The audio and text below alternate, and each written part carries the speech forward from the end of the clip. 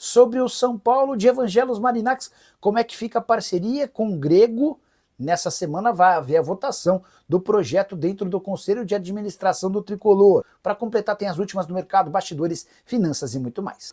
Fala aí pessoal, eu sou Jorge Nicola, bem-vindos a mais um vídeo do canal. Sempre bom ter vocês por aqui, sem perder tempo, pedir para deixar like, se inscrever no canal e ativar as notificações. Hora de te explicar como é que fica o São Paulo depois do acordo com Evangelos Marinax. Se você não viu, contei com exclusividade nesse domingo que está tudo fechado entre São Paulo, Fundo Galápagos e Marinax.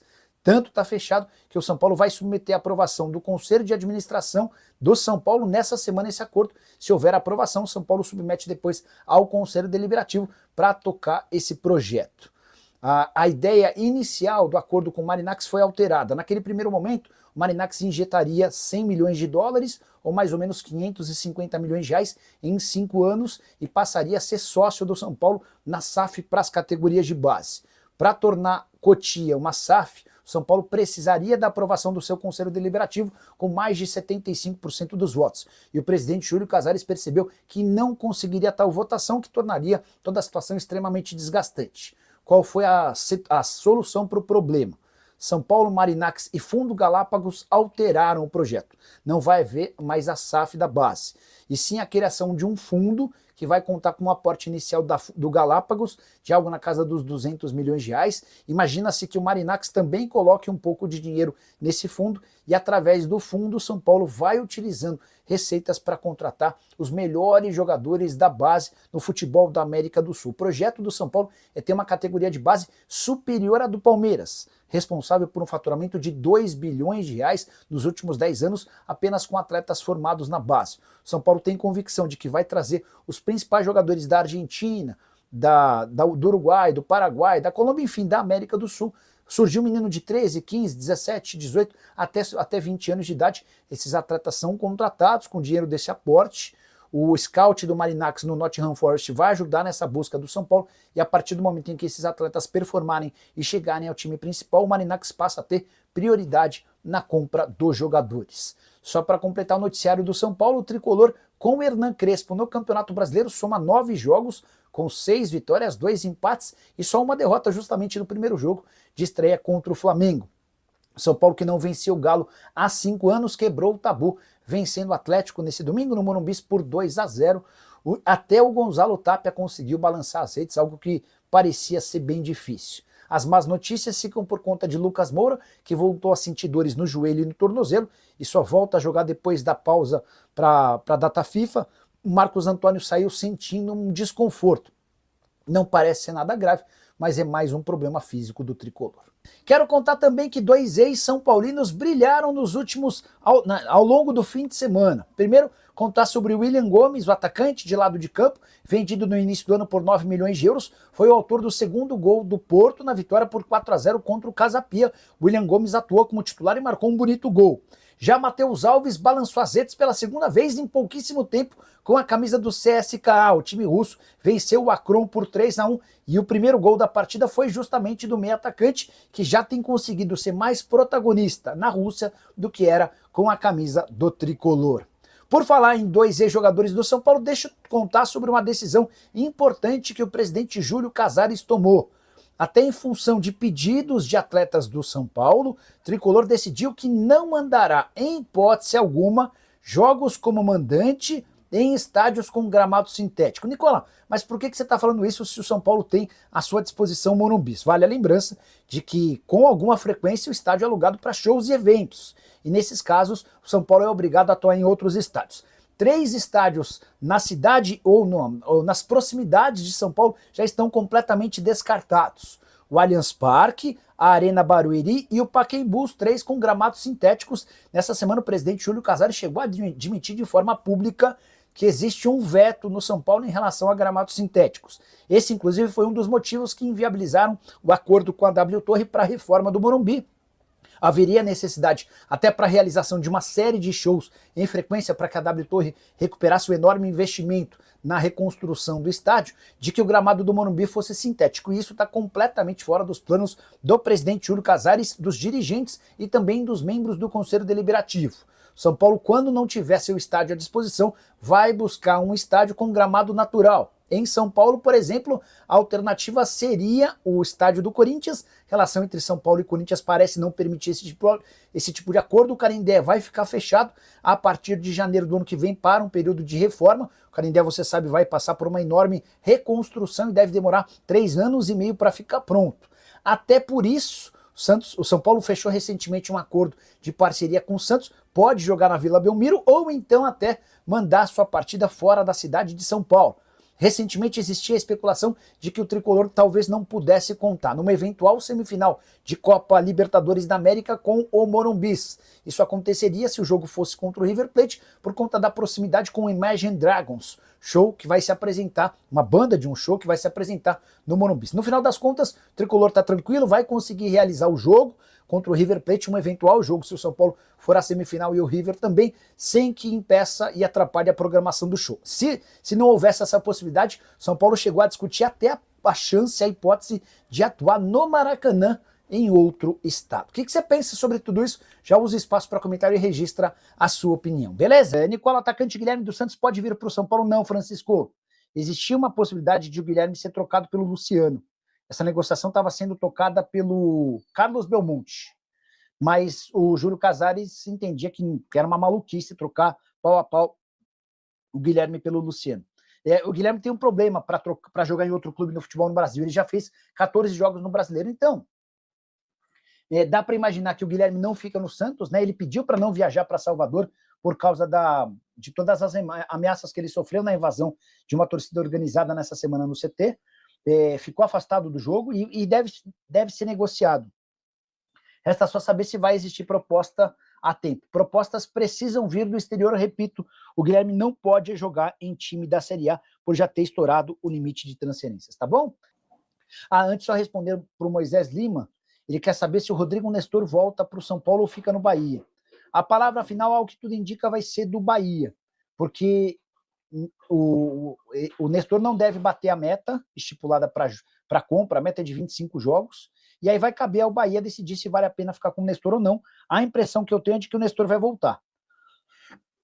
Até porque não é uma operação barata, tá? Como o São Paulo ele rescindiu o contrato, está livre. O São Paulo diz que só vai contratar jogadores se for um grande negócio, uma baita oportunidade de mercado. E eu não sei se o Lincoln, que no Red Bull Bragantino foi bastante reserva, seria essa solução. Daqui a pouco o São Paulo tem a volta do Oscar, daqui a pouco o São Paulo tem a volta do Luiz Gustavo. Tenho dúvida, tá? Sinceramente tenho dúvida. Matheus Cavalcante, terceiro superchat da noite, hein? Com o fair play financeiro não vai prejudicar as SAFs. Se pode gastar o que arrecada? Exemplo, o Bahia é o mais rico do Brasil, mas não arrecada bem, igual o Flamengo e o Palmeiras. Essa questão da SAF é um ponto importante. Flamengo e Palmeiras não vão sofrer nada, pelo contrário, eles vão se beneficiar com a introdução do fair play financeiro. O que o fair play financeiro vai fazer? O fair play financeiro vai permitir que você gaste apenas aquilo que você é capaz de arrecadar. Ninguém vai gastar mais do que arrecada. E aí o Matheus Cavalcante lembra do exemplo do Bahia. Só que o Bahia tem investido de maneira até inteligente, não dá para dizer que está gastando aos tubos, né? Mas o seu ponto é interessante. Quem vai ser muito afetado? O Corinthians, o São Paulo, o Atlético Mineiro, os clubes que gastam muito além daquilo que arrecadam, e por isso estão sempre com muitas dívidas, tá? Francisco Show quer saber se o jogador argentino Medina, de 23 anos, que o São Paulo estava monitorando, ainda pode vir.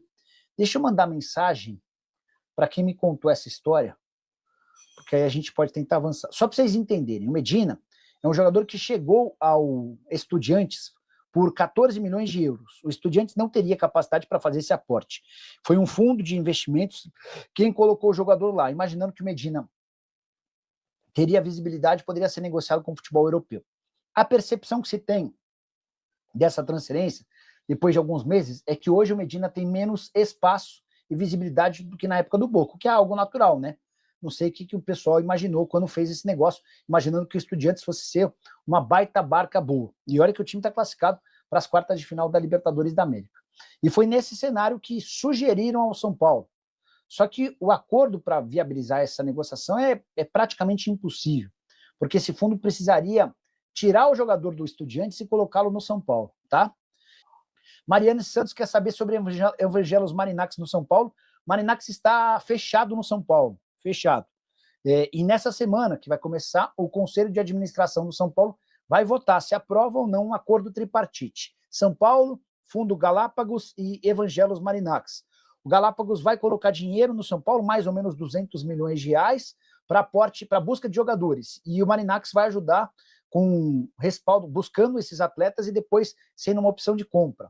O Marinax também vai poder aportar dinheiro nesse fundo, que é comandado pela Galápagos, tá? Isso também vai garantir ao Marinax direito de prioridade e mais do que isso, percentual na formação de atletas, tá bom? Quero registrar a mensagem do Anderson Henrique. Boa noite, Nicole. O Marinax não ia fechar com o Botafogo porque o São Paulo avançou com o Marinax, sendo que teve notícias dizendo que ele iria investir no Botafogo. Chegaram a publicar que Marinax e Botafogo tinham negociações, mas eu contei aqui para vocês que não, que embora ele já tenha colocado bastante dinheiro, o Marinax já emprestou dinheiro ao Textor, ele não compraria a SAF do Botafogo. Essa informação sobre Marinax e São Paulo é exclusiva, tá? Hoje pela manhã, aqui no canal, eu contei para vocês que o São Paulo vai submeter a aprovação desse acordo ao Conselho de Administração. É o primeiro passo dentro do São Paulo para as aprovações normais. Primeiro aprova no Conselho de Administração, depois aprova no Conselho Deliberativo, tudo ok entre as partes, e o São Paulo avança para assinar o contrato com o Evangelos Marinax. É um acordo um pouco diferente daquele primeiro que havia sido programado. Na oportunidade, o Marinax seria sócio do São Paulo numa SAF que cuidaria das categorias de base.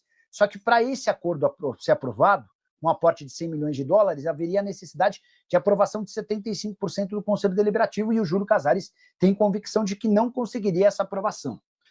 Diante disso, optaram por um segundo caminho, que conta com a participação do Fundo Galápagos. O Galápagos vai ajudar aportando dinheiro, o Marinax também vai ter a chance de colocar dinheiro, mas nesse primeiro momento o Marinax entra com expertise dele ajudando, ele vai colocar a equipe dele de scout do Forest para ajudar o São Paulo a buscar os principais jogadores da América do Sul para a base, e depois o Marinax passa a ter preferência nas compras dos jogadores formados em Cotia, tá?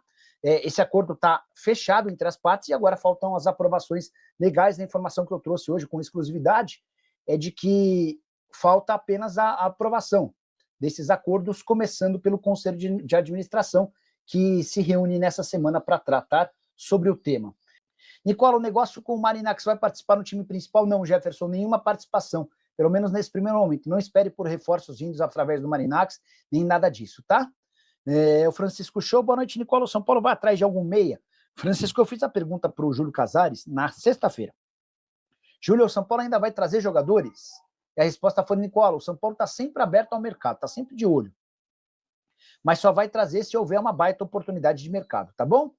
O Leonardo Prieto, Nicola, o Fabinho pode pintar no São Paulo, caso o Belmonte saia. O Fabinho Soldado seria uma boa.